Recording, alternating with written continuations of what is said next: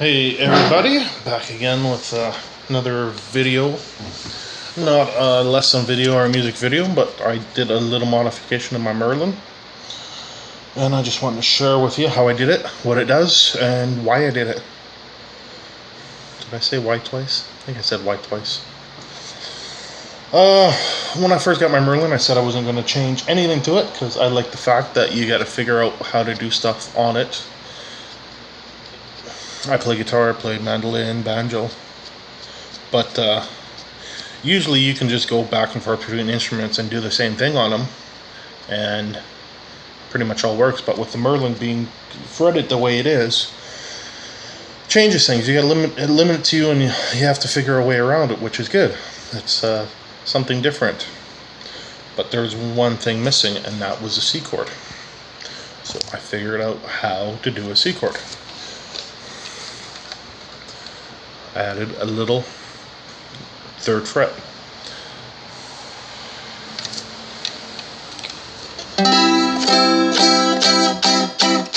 Gives me my C chord. All I did was I took a little piece of wire. I did it so it can be removed. Usually.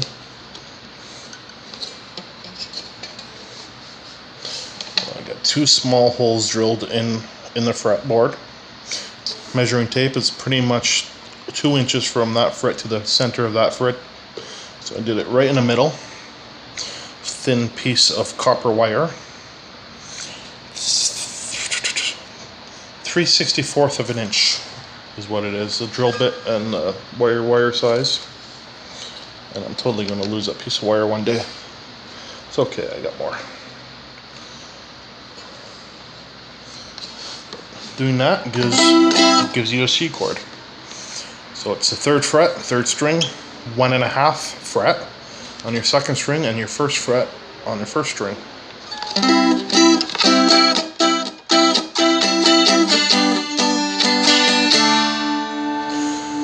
I have been playing, I'm sure it gives me more than that. I have figured out it does give you a D7, which is a nice transition chord to go back to your G. And as I play around with it, I'll find more stuff I can do with it. Did figure a few snippets.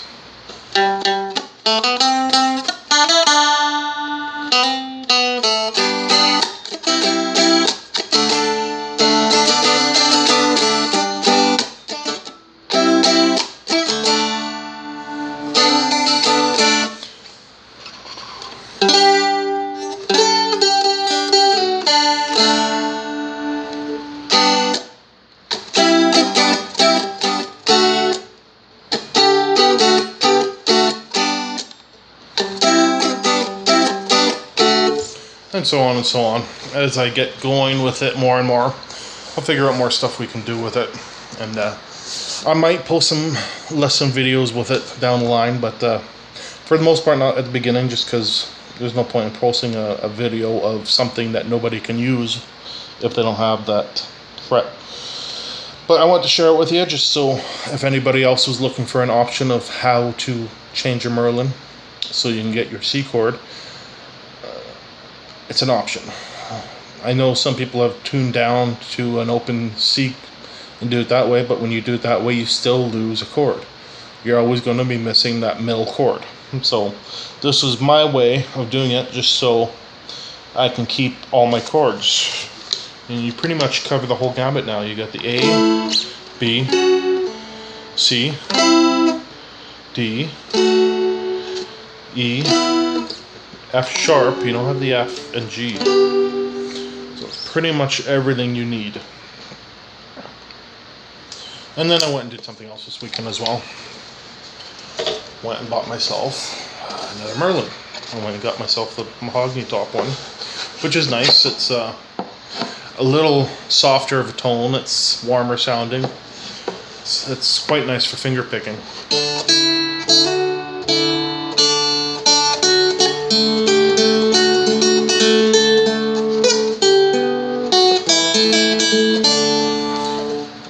I'll play around with that for a bit.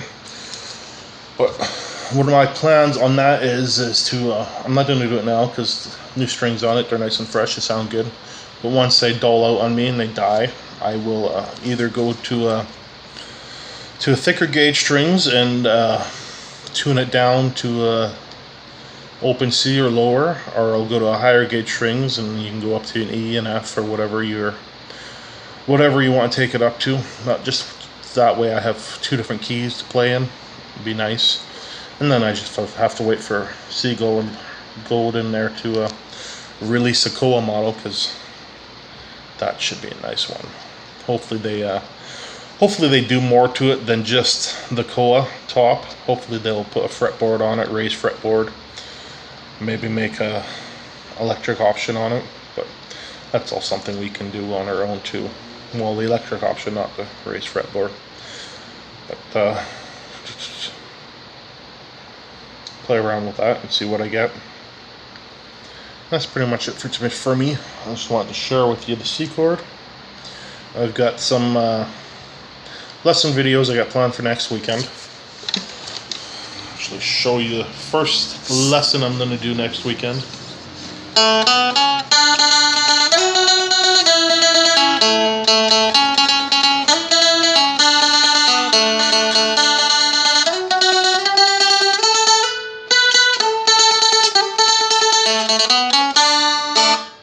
Do some Beverly Hillbillies. But like I said, that's for next weekend, and till then, keep on playing, have fun, and we'll see you guys next time.